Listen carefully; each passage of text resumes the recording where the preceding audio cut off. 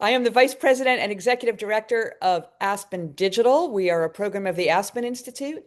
My background is as a longtime journalist working at the intersection of media and technology, both in the US and globally, and I am delighted to serve as your moderator for this panel. Before we jump in, just a little bit of background about what we're going to be talking about today. It's been just over 5 years. I cannot believe it's been 5 years since Facebook, which it was not Meta at the time, established the Independent Oversight Board with the intention for it to be an independent body to adjudicate some of the thorniest issues that Facebook was facing. The board selected their own cases, usually high profile, often about sensitive content moderation decisions, using the framework of international human rights. It would offer recommendations back to Facebook/Meta. Some of those were intended to be binding. I think we'll get into that a little bit later. And in the intervening years, in the 5 years, they went beyond just their original remit to make suggestions about tools and processes for all of Meta's properties, specifically Facebook, Instagram, and more recently, Threads. There are now 21 experts from around the world on the Oversight Board. They come from Taiwan, the UK, the US, South Africa, many other areas. And they come crucially from a range of disciplines: law, journalism, human rights. And in those 5 years, the board has issued more than 200 decisions, policy, opinions, and white papers. So they have been busy.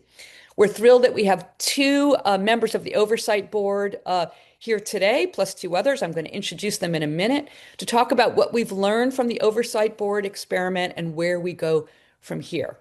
Because let's face it, 2020, or I guess it was early 2020. Oh, no, yeah, it would have been late 2020. That may as well have been a century ago. So much has changed. The world has changed. Facebook has changed, not the least of which they've changed their name to Meta, but so much else has changed. So before we get started, just a few housekeeping rules. First of all, just to give you a little context, I am going to be asking questions. I'm going to have questions. We're going to have a conversation with our panelists. And then in the last 15 minutes or so, we're going to take your questions. You should see at the bottom of your screen a Q&A button at any time starting now and throughout. You can drop a question in there. The Oversight Board team, who is on the background of this call, will collect those and share questions for me to ask. This is not a requirement, but if you feel comfortable, it would be very interesting if you, at least where you're coming from, literally where in the world. And if you want to share your name or at least what discipline or your organization, that would be fine too. If you want to be anonymous, that's also okay. We're going to cover as many questions as we can. Also, a reminder that this event is on the record. It is being recorded and we will publish it later. So all of this is fair game to anyone. We plan to finish promptly at the top of the hour. Wherever that hour is, wherever you are in the world, unless you're in India, in which case it'll be the bottom of the hour. Okay, let me introduce our three panelists. So we have Karissa Bell, who is senior reporter at Engadget, where she covers Meta, Twitter, now X, of course, TikTok, Snap, and all things social media. Before joining Engadget, she covered technology at Mashable and The Wirecutter. And Karissa has also been an Oversight Board watcher for quite some time. There's a few of them out there. We also have Jason Pielemeier, who is the executive director of the Global Network Initiative, which sets standards for responsible company decision-making in support of freedom of expression and privacy rights in the tech ecosystem. He was previously a senior advisor at the U.S. State Department, where he led the Internet Freedom, Business, and Human Rights section of the Bureau of Democracy, Human Rights, and Labor. And then we have our two Oversight Board members. Ronaldo Lemos, who is coming to us from Brazil. He is a lawyer specializing in technology, intellectual property, media, and public policy. Is a partner at a leading law firm in Brazil, and which created Brazil's Internet Bill of Rights law and Brazil's national IoT plan. And finally, last but not least, Suzanne Nossel, also an Oversight Board member. She's an expert on issues ranging from human rights to U.S. foreign policy.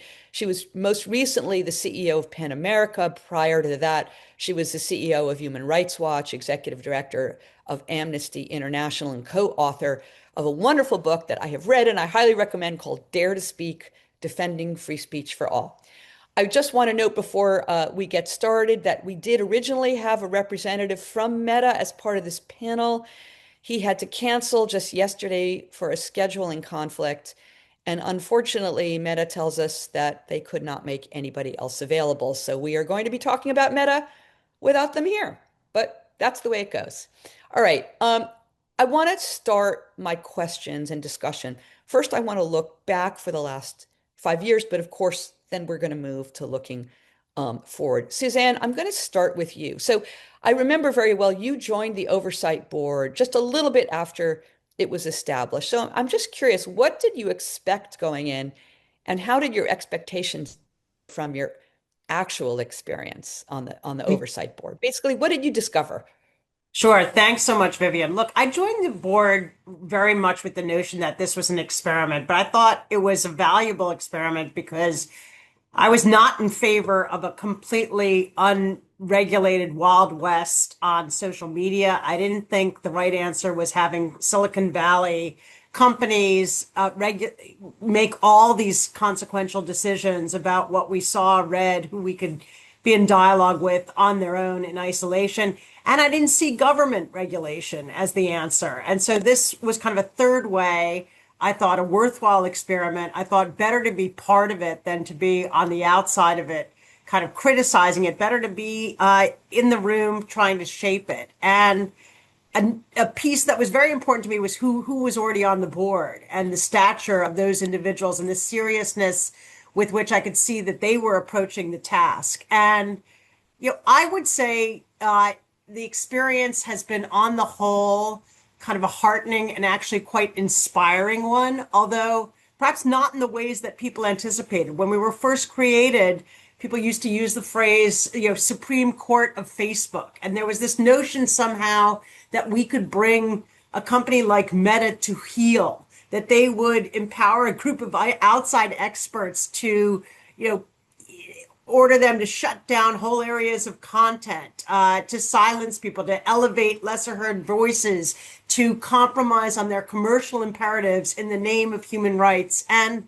look, I don't think that was ever realistic. We're part of a corporate body that is profit driven, that's been enormously successful. The moment in which we were created was a unique one. They had come under unprecedented pressure because of some mistakes that were made, some unintended consequences that turned out to be quite grave in places like Myanmar, the Cambridge Analytica data scandal.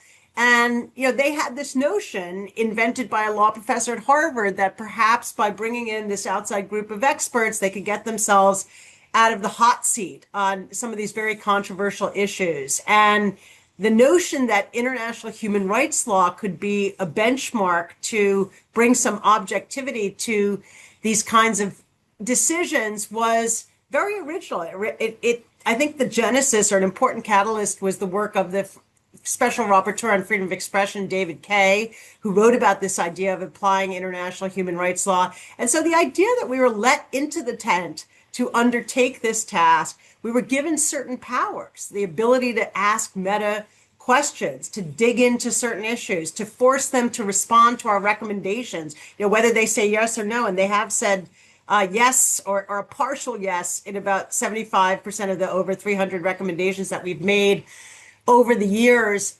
represent its limited power. It's confined in ways that can be frustrating for us, for sure. But it's also more power than anybody else has right now vis-a-vis a company like this. Government could exert greater power, and actually that's happened now in Europe. That's one of the intervening developments in this very kind of dynamic era over the last 5 years where things have changed so much. And, I'd say to the question of what has inspired me, it's really two things. One is the chance to make some tangible difference for users. Things like, the fact when we started, if your content was taken down, you weren't told what rule you had allegedly violated in Meta's endless array of community standards, what you had ostensibly done wrong. And so if you're trying to appeal the takedown, you're really in the dark. That changed because of the Oversight Board. Now, because of the Oversight Board, if you put up a post and it's got one word or phrase that is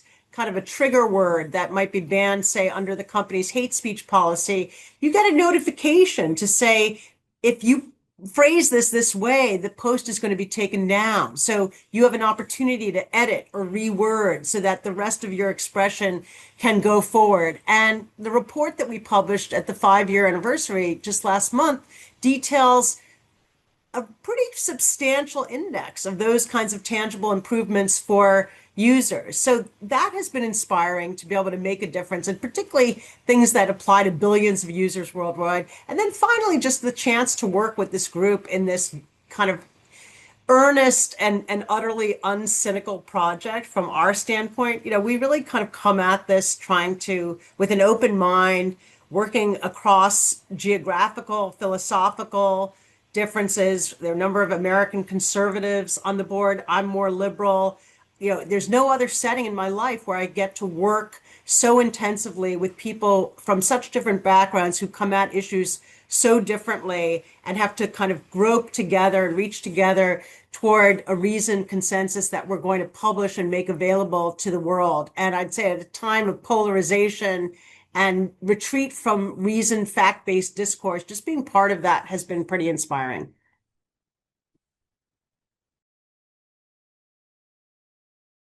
I think you're on mute. You're on mute, Vivian. Gosh, I'm so sorry. It's like I've never used Zoom before. Ronaldo, I'm going to turn to you now. Suzanne said some things, a couple of things I want to follow up with you to talk about your experience. Without a doubt, this is a formidable group, and knowing this group, of course, approaching it with a great earnestness in a world that is, at least from my perspective, and forgive me, but more and more cynical. And certainly some folks apply, a level of cynicism to the motivations of some tech companies. So my question to you was, how receptive was Meta to your recommendations? I understand that they embraced a lot of those, they took them on board. Do you feel you had the power that you intended? Do you feel like they were receptive, or was it, as some have accused, sort of receptivity theater in a way? Were you able to make the kind of difference that you would have liked? Thank you, Vivian, and thanks for having me. This is an important conversation in an important time as well. So just a little bit of my background, I participated in building Brazil's internet law, which is a sort of a bill of rights for the internet in the country that protects free speech and gives a lot of user rights. So I joined the Oversight Board at the very beginning. I was a part of the very first cohort to join this experiment turned into institution. And one thing that motivated me to join was precisely because I live in Brazil. I am Brazilian, and only a small percentage of Meta's users are in the United States. And when you see the problem of speech outside of the United States, you have to recognize that it's much more complicated. It has much more nuances. And this institution, from the very beginning, had two specific powers that are basically different and unique, and for me, absolutely relevant. One of them is what you described. We have the power to make recommendations to Meta. Meta is not bound by our recommendations, but they have to reply to them publicly. And we actually have a committee inside the Oversight Board that basically keeps tabs in terms of how recommendations are implemented and what are their impact once they are fully implemented. And the second power at that moment was precisely make content decisions in terms of what should be allowed in the platform and what should not. And in terms of the recommendations, It's great that you ask about them because in the beginning, at least from my perspective, there was a lot of uncertainty about where this would go because we didn't have like binding authority on Meta, so we needed the collaboration and the cooperation of Meta so that this particular side of our work could actually resonate. And for me, it was a very positive surprise that the level of recommendations that Meta has implemented is around 75%, and some of them are extremely consequential. So basically, Suzanne mentioned a few of them. So, for instance, governments around the world, they play a role in speech. They ask Meta to remove content. And before the work of the Oversight Board, a lot of the users, or the absolute majority of them, were basically blindfolded in terms of why their content was being removed. And now, when a government requests Meta to take down a piece of content, in 95% of the cases, Meta basically discloses that it was because of a particular government request and even discloses what agency was basically responsible for that request. This is a change that is absolutely important. Like as I mentioned, I live in Brazil. In the last few years, Brazil is making some weird and unexpected decisions about speech that I do not agree with. And I can see in practice the value of that. So if you look at the whole set of recommendations, I really think this is one of the more consequential sides of the work we have had so far. Yeah. So greater transparency, it sounds like is, and that is very consequential, that the transparency. Um, I want to turn to you, Karissa, because you have a view over the whole tech industry through your coverage, and you've been following the Oversight Board. Mike, I want to ask you about sort of the changes that have happened in the intervening years since the Oversight Board was set up. Do you think, and particularly at Facebook, we've seen in the last 18 months that from the very top CEO Mark Zuckerberg taking a very different approach, or telling a very different narrative about how he feels about content on the platform. So I'd love for you to talk about that. And quite specifically, my question to you, it will require you to speculate. Do you think Facebook or Meta would have set up the Oversight Board today, given the posture of the company towards content and content moderation? Yeah, I think that's a great question. Just in terms of the changes we've seen, I think overall we've seen a big pullback on content moderation, not just certainly for Meta, but also I think across a lot of other companies in the industry. I think a lot of that started, frankly, with the change you I think referenced with Mark Zuckerberg at the beginning of last year, saying that the company is sort of reframing how they think about content moderation. They're not going to be as proactive in taking stuff down, except for maybe the really super serious stuff. It's just a pause you. He actually recanted his previous positions on content moderation, if I recall correctly. Yes, he said that there's been too many mistakes, and basically they've been too aggressive in taking stuff down, and that's really affected people in this who use the platform in a negative way. And so basically they're gonna, instead of trying to look for things that are violating their community standards, they're basically only going to be taking things down case by case, maybe when it's reported, or maybe these really more serious categories where they have to, where the content's illegal or something like that. And I think that that's really rippled across the industry in a lot of ways. We've seen certainly on X, and Elon Musk has also taken a very hands-off approach to content moderation. I think it's also kind of created a bit of a permission structure for other companies to kind of rethink how they're approaching some of these issues. And that's been interesting to me, and watching kind of how the board handles that. I think, you asked an interesting question, like, in today's environment, would the board exist? And like, I don't know that it would, because I think what we've seen from from Mark and the leadership at Meta is that they really want to assert more control. That they feel like perhaps in the past that they've been too quick to acquiesce to people outside the company who want them to handle things a certain way or take a certain point of view on issues. So like I don't know that they actually would want to create such an organization today. But on the other hand, I think the board has helped them in that some of these really kind of tough, thorny questions. When you think about Donald Trump's suspension, at the end of his first term, some of these other really hard questions, it kind of gives them a way to sort of offload that decision onto someone else. So I think in that way it has benefited them, but I think I don't know that we would see this body exist in the way that it does now today if they were just sort of starting right now. Yeah, but you're right. It does give them cover. When we come back to Suzanne, and I'm going to turn to Jason in a second, but we come back to Suzanne and Ronaldo. I'd love to hear your reflections on whether that change in the posture from the top of Meta, whether you feel that day to day in your work. But Jason, let me come to you. Standards are your bread and butter. The Global Network Initiative, you started it, 18 years ago or so, almost 20 years ago, as an experiment in sort of human rights-based oversight of tech companies.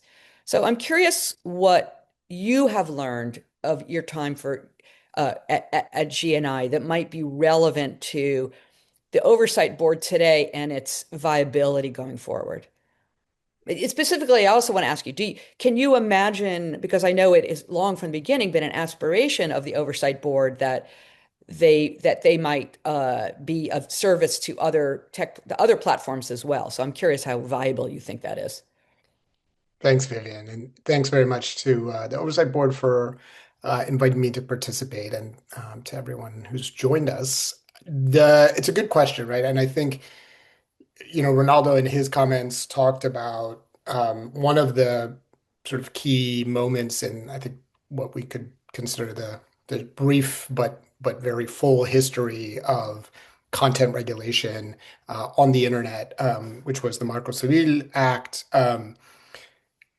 I think the early history of the internet, sort of dating back to the 1990s, as it began to become a sort of commercial, widely used space with a variety of applications, mostly provided by American companies, was one of sort of very heady optimism. GNI traces its origins to what I sometimes refer to as the crisis in confidence in internet companies 1.0, which was in the early to mid 2000s as these platforms were beginning to provide their services in different languages to users all over the world.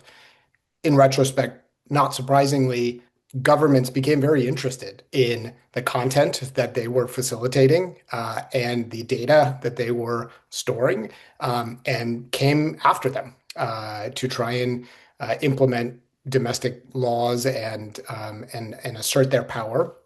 And there were some high-profile controversies at that time, in particular involving Chinese dissidents, that got the attention of congressional leaders in the US and investors and other stakeholders. And that actually was what led to the conversations that gave birth to the GNI principles on freedom of expression and privacy. GNI as an organization was born in 2008 out of that initial controversy. And then, I think there was, until kind of the mid 20-teens, a period in which there was a recognition that the internet would not just be a pure unalloyed force for human rights, but that it nevertheless could be a vector for human rights. We had the Green Revolution in 2009 in Iran, if folks remember, kind of echoing very relevantly today.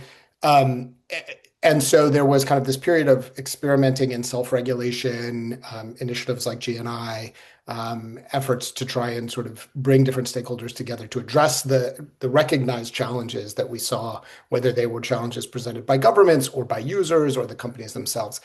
That, kind of, I think, probably ended with the Snowden revelations in 2013, 2014, which interestingly gave impetus, around the same time the Marco Civil was being negotiated, which Ronaldo was very involved with, to the Net Mundial conference, which Dilma Rousseff, the president of Brazil, hosted, which was a really important, I think, marquee moment.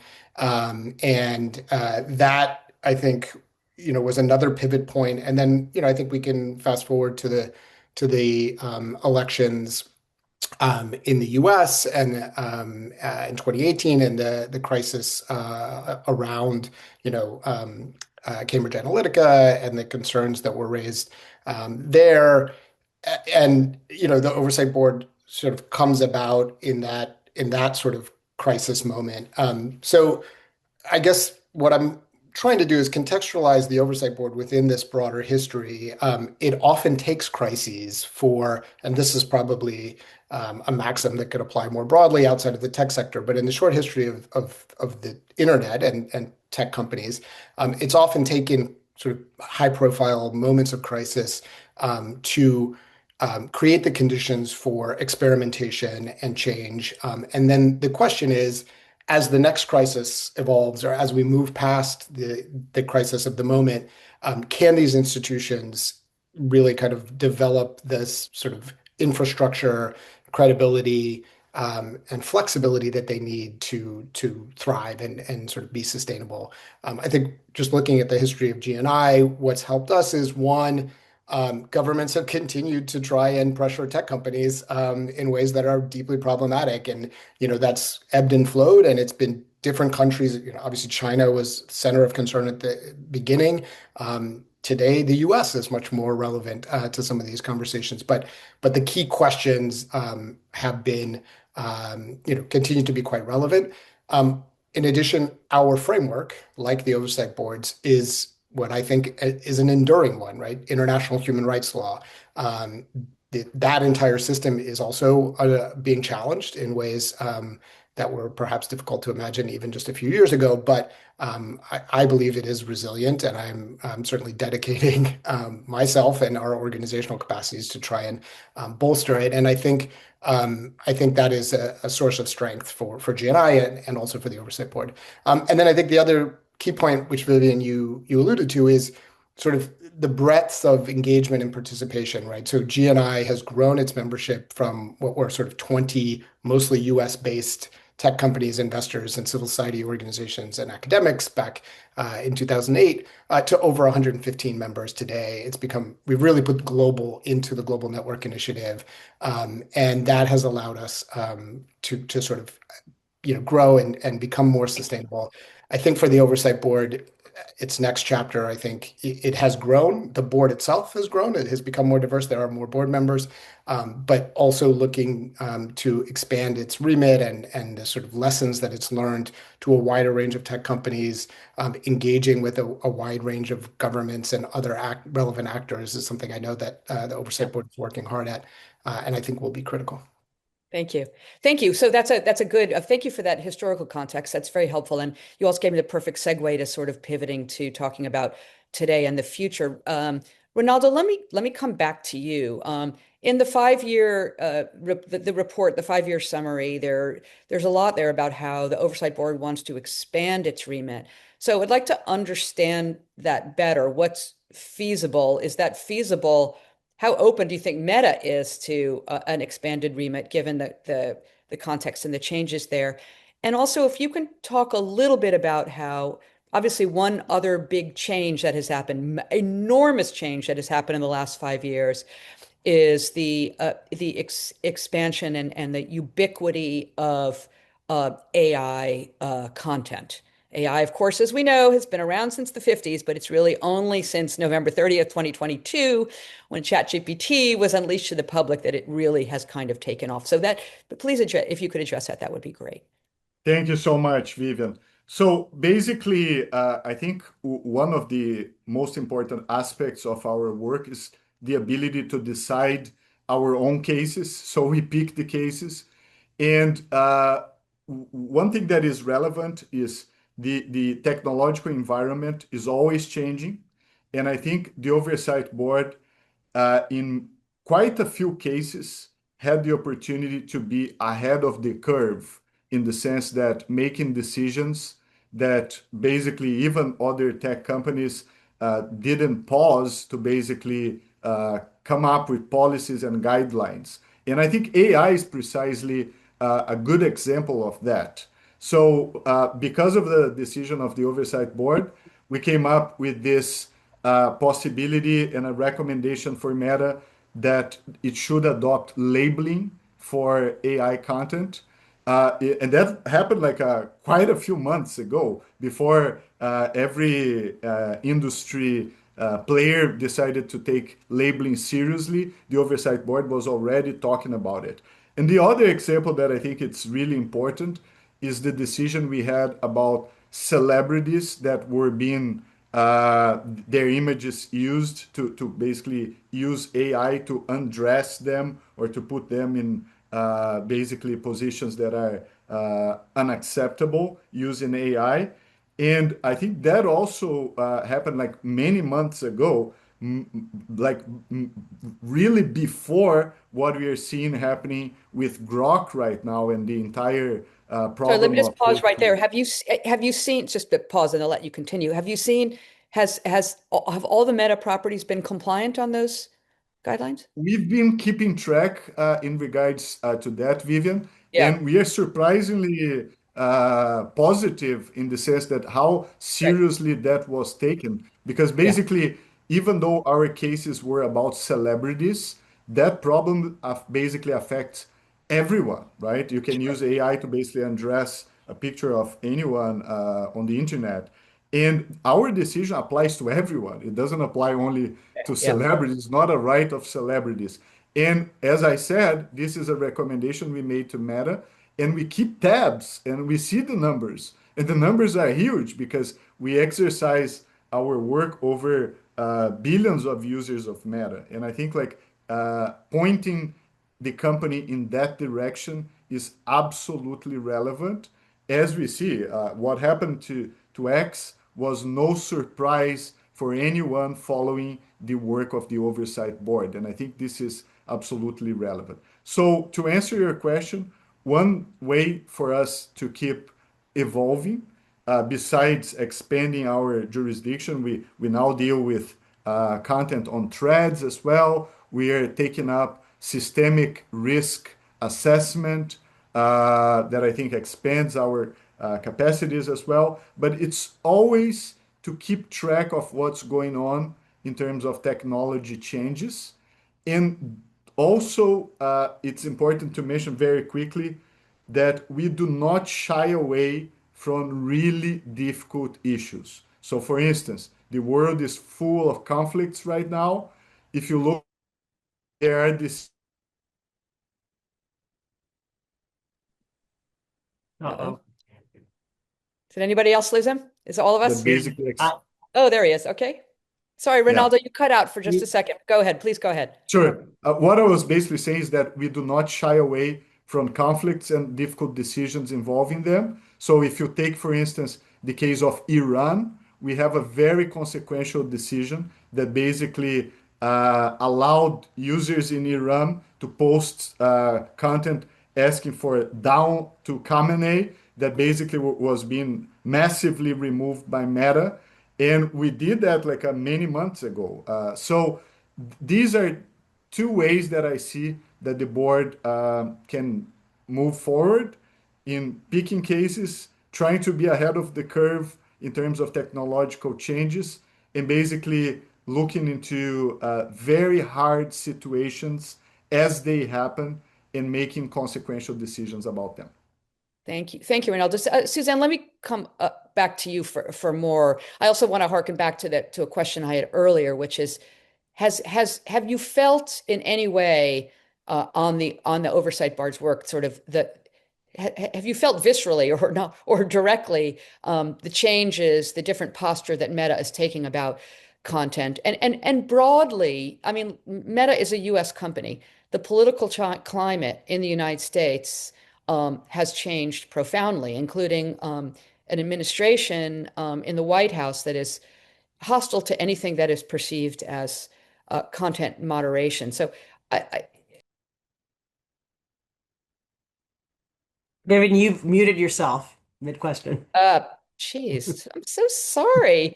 Well, I don't know what's going on. Honestly, I swear Stay I've away seen from that you mute before. button. Yeah, yeah, yeah. Well, I was asking about, Yeah. what kind of impact you feel both from, I'll just summarize it more succinctly, both from the change in attitudes at the top of Meta, but also because of the political climate in the United States and an administration that is hostile to anything that is perceived as content moderation in any direction. I realize the Oversight Board is a global body, but nonetheless, Meta is a US company. Yeah, look, I mean, of course we feel what's going on. Nobody, I don't think there's anyone, you'd have to go to Iraq not to feel like we're in a different political environment. And Meta's response to that has been very obvious from the earliest days of the second Trump administration.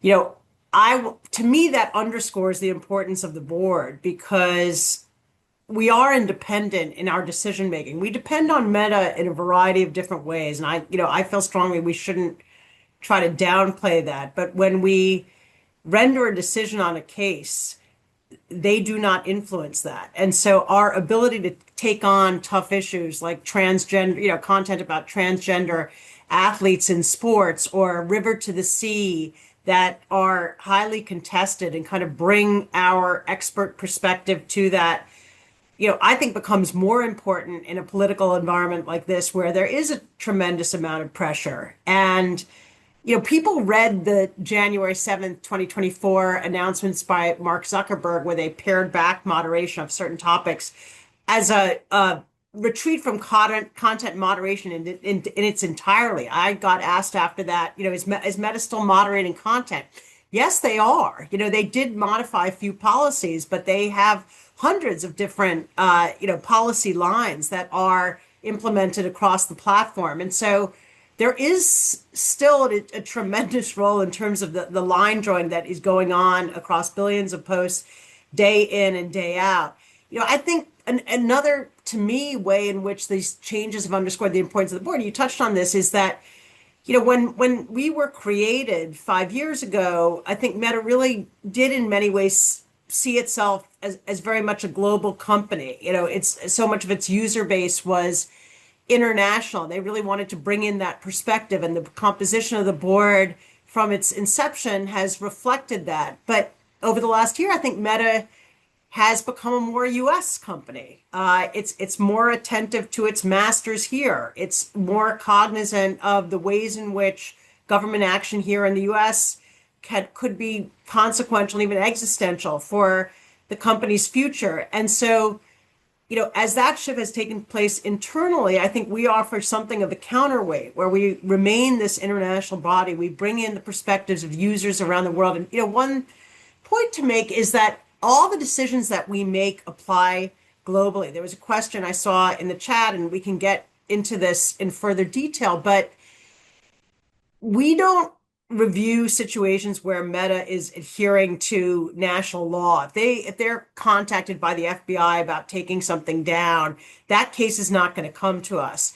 And when we do hear a case, the decision that we render applies globally. And so that's why we have to apply international human rights standards rather than national law. And it makes it very interesting from the perspective of someone who was trained as a lawyer here in this country, delving into the delta between a U.S. First Amendment standard and a global ICCPR standard, for example, on freedom of expression. But that ability to ground our decisions in international human rights law and to promulgate them in a way that applies globally is, I think, very unique and very important. It's been frustrating at times. On COVID, we did a policy advisory on COVID misinformation. And, at the point we did it, the situation for COVID was drastically different in different parts of the world. There were different information flows. But Meta was quite insistent that we, like everything else we do, we had to approach that globally. And so we had to come up with the best set of answers that we could that really could operate across the globe. I want to add, if I can, just one thing to what Ronaldo was talking Yeah. about in terms of our future work. Two quick things.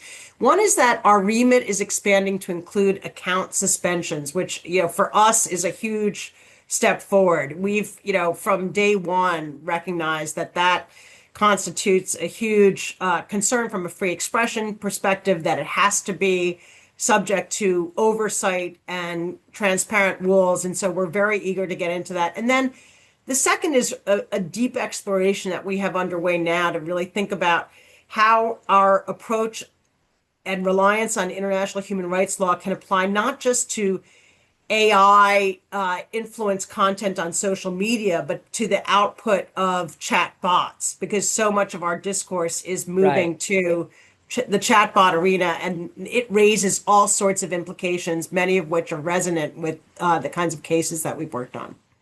Yeah, you actually anticipated a follow-up question, which is about the chatbots and to what extent Meta is uh, owning the chatbot responses versus keeping that arm's length in terms of their content policy. If you want to Yeah, I just mean, take that I'll briefly. answer that quick. I don't want to dominate too Yeah, much, yeah, but yeah.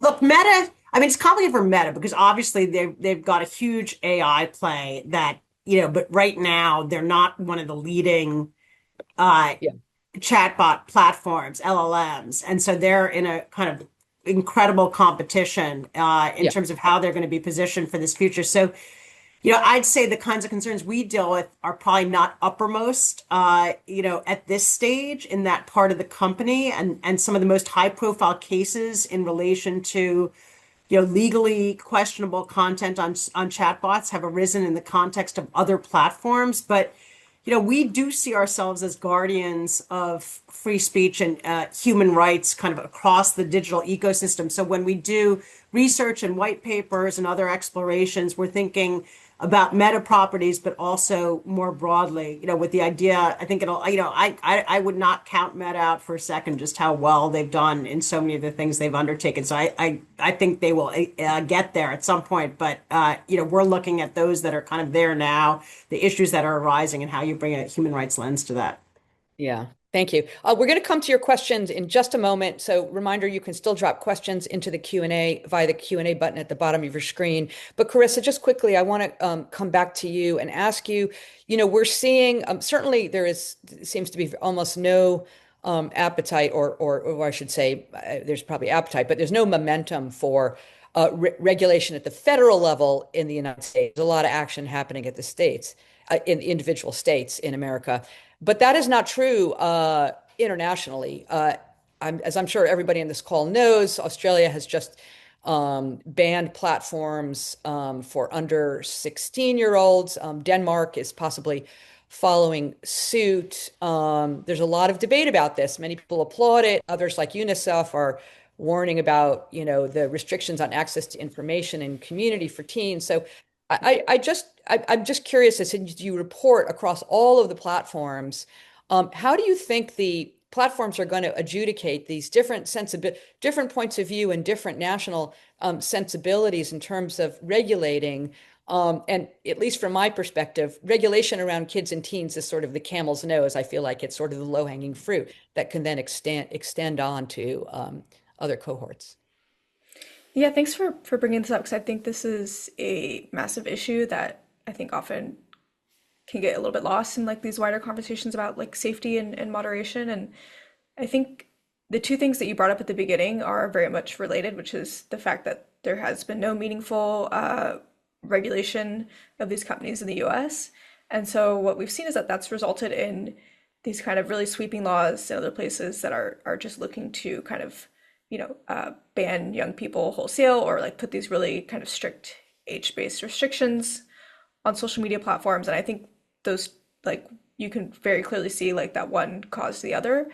I think that there's probably a lot of people that, just banning teens was not their first or even second or third, thing that they wanted to do to kind of address these bigger safety issues. But in the absence of any kind of policy reform, I think a lot of policymakers around the world have kind of seen that as sort of the only option available to them. And I just think that that's, could really set us up for like a lot of consequences that I don't think we've all really kind of thought through or even seen the full effects of yet. The Oversight Board is very focused on human rights and free speech and these kind of big issues. And you start to think about, what actually comes with, age-based restrictions, you start talking about age verification, how that ends up requiring, things like ID checks, face scans, other biometric info, that burden ends up falling on everyone who uses these platforms, not Let just alone the young privacy people. considerations. Yeah. Yes, and I just think that, there's probably a lot there that, we haven't really considered, and I think that's, just going to be a huge, huge issue going forward as we do see more of Right. these bans come into place. Right. Thank you so much. I'm going to move to some questions, and then if we have time, I'll come back to my own. But we've got some thoughtful questions here. I'm going to take a question from Martin Shank. Hi, Martin. So glad that you're here. Who's asking specifically about fact checkers and community notes. The question is whether the Oversight Board has, in their experience, addressed issues around bias in content moderation and moderation against community notes, which, of course, as we know, replaced, I suspect everybody on this call knows, Meta ended the relationship with fact-checking organizations and replaced it with these community notes. And you can correct me if I've got that wrong. So how do you see your role vis-a-vis the fact checkers? I guess I would ask either Ronaldo or Suzanne to jump in on that.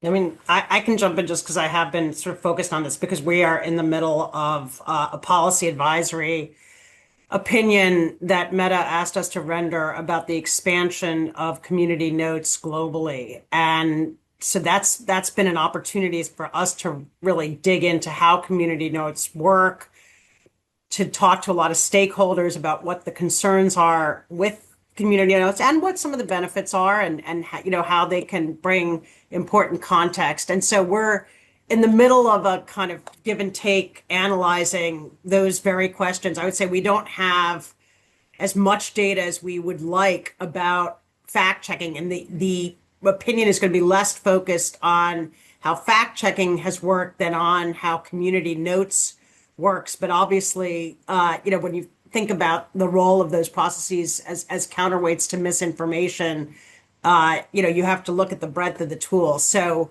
I can only say so much, but stay tuned because we will have something coming out. Right. I think fairly shortly on that. Great. That's going to be highly relevant. Let me take the next question is from an anonymous questioner, which is who asks, what are the parallels of this moment with AI and its challenges, and what was happening with social media 5 years ago when the board was formed? What have we learned that applies to this AI moment? And I would open this up to not just to Ronaldo and Suzanne, maybe Jason or Karissa would like to take this on. Should I try it first? Sure, go for it. I'll be very quick. So AI is the future of content, and I would dare to say that it's also going to be extremely important for the future of content moderation. And this topic has appeared in the work that we do at the Oversight Board since the very beginning. So one of our very first decisions was about images of the breast cancer campaign in Brazil, and they were being taken down by Meta because they were basically violating their nudity policy. And one of the reasons for these images to be taken down is precisely because algorithms and automated content moderation was basically classifying them in a way that they were basically removed immediately. And we took up that case. Meta changed their position right away. And basically we insisted and basically took the case until the very end, precisely because we wanted to address the issue of automated moderation as well. So I think AI is here to stay, and it's going to be extremely important for the work that we do, if not central. And this is one of the most important topics we are working right now.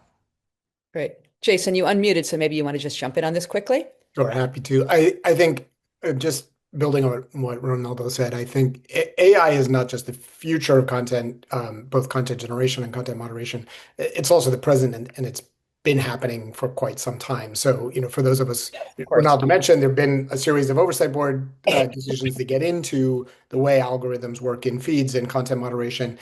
It's been a part of the conversation around content regulation and content moderation for many years. And so I think it's important to emphasize because I think there is a tendency in some cases, sort of people who haven't been following those conversations or just coming in sort of from the AI perspective, and in some cases, perhaps more cynically, people trying to say like, oh, AI is new, it's different.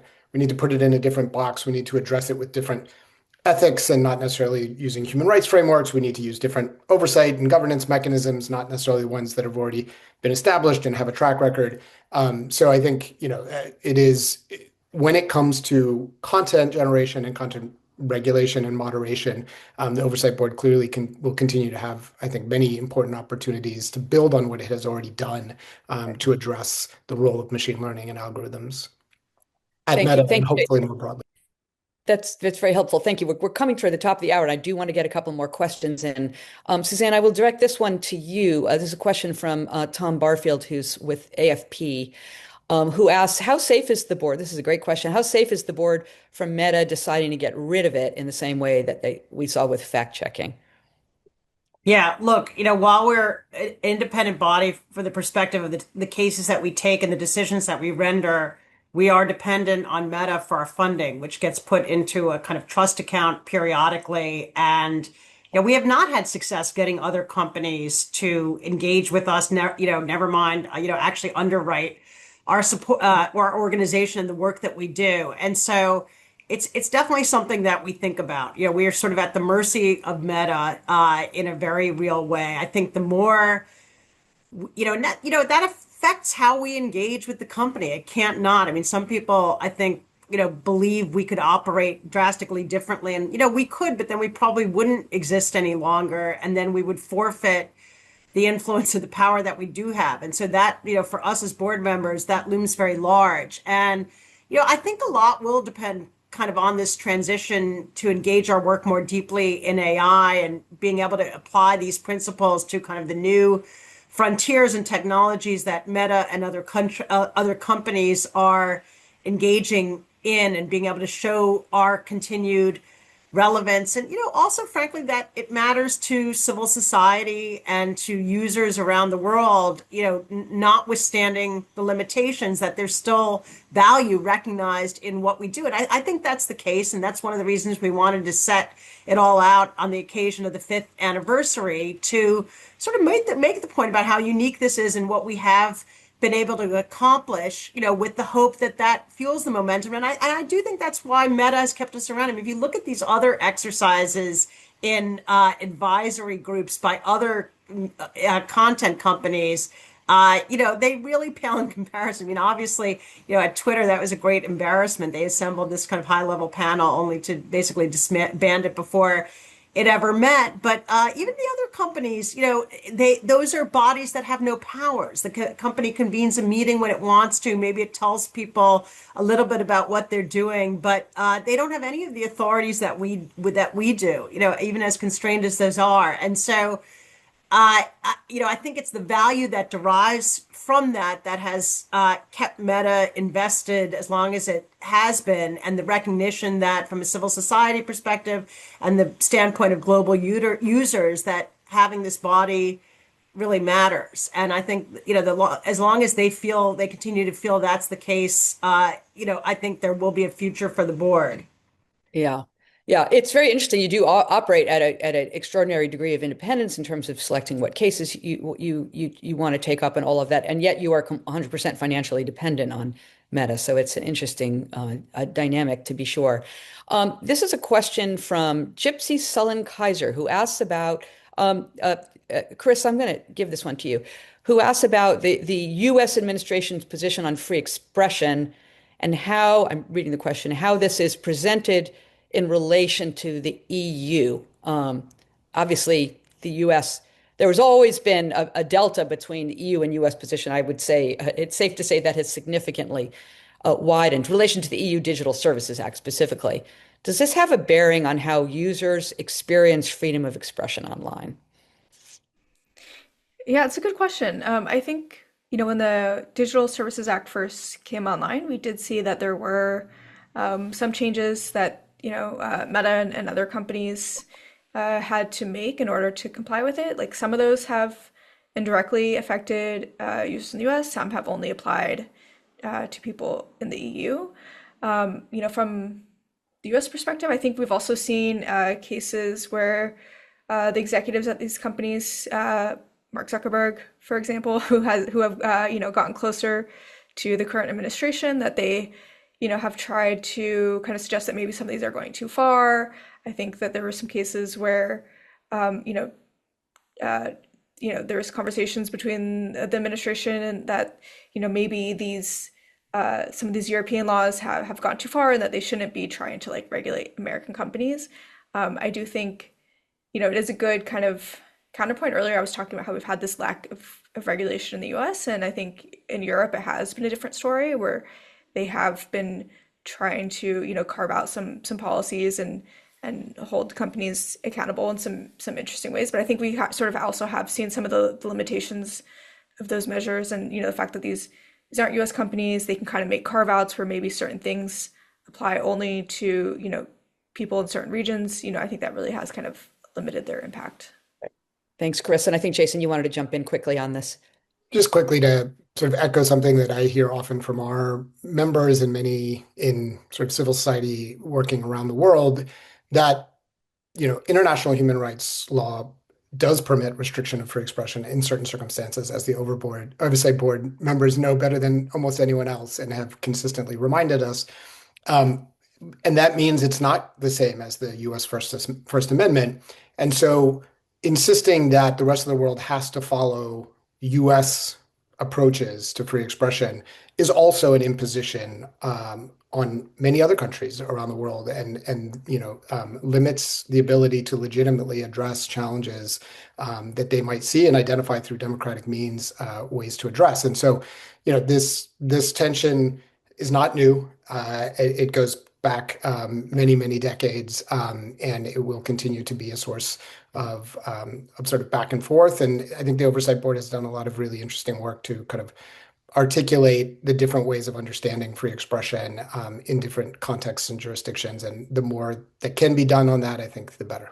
Yeah, I would argue too, there's even within the United States with the new administration, there are varying interpretations of what the First Amendment allows and does not allow. Okay, I just want to see, we have literally 2 minutes left. I just want to quickly give any of our panelists, particularly Ronaldo and Suzanne, just a moment to just say a closing word, and then we promise to let you go at the top of the hour. Everybody. Suzanne. Yeah, look, one question we didn't get to in the chat I saw was about, how we take cultural context into account. And that's very important in our work. And actually, we delve in very deeply with partners around the world to try to make sure we have the cultural context. And, I'd say to those on the call, I'm grateful to you for being here. You've raised some other great questions. I hope you'll stay in dialogue with us and reach out to us, because the success of our work really has depended on this global network of contributors, people providing comments and inputs to influence our decisions, surfacing consequential decisions for us to deal with. And now, even going beyond social media, I hope that will happen vis-a-vis Gen AI and the places where you think the application of a human rights lens could be useful. So we really look forward to being in continued dialogue with this community as we try to move forward. And we thank you for engaging with us. Yeah. Thank you. Ronaldo, you want to just give us the very last quick word as we're at the top of the hour? Yeah, thank you. Just to say thank you. And basically, every one of our cases, it's open for public participation. We take those inputs very seriously. We read all of them. We incorporate them in our decisions. So please do participate in our decision making. That's very important. Thank you. Jason, Suzanne, Karissa, Ronaldo, huge thank you. Thank you to everybody for your thoughtful questions and your attention. Thank you to the Oversight Board staff who put this together, and hope to see you all soon. Thank you.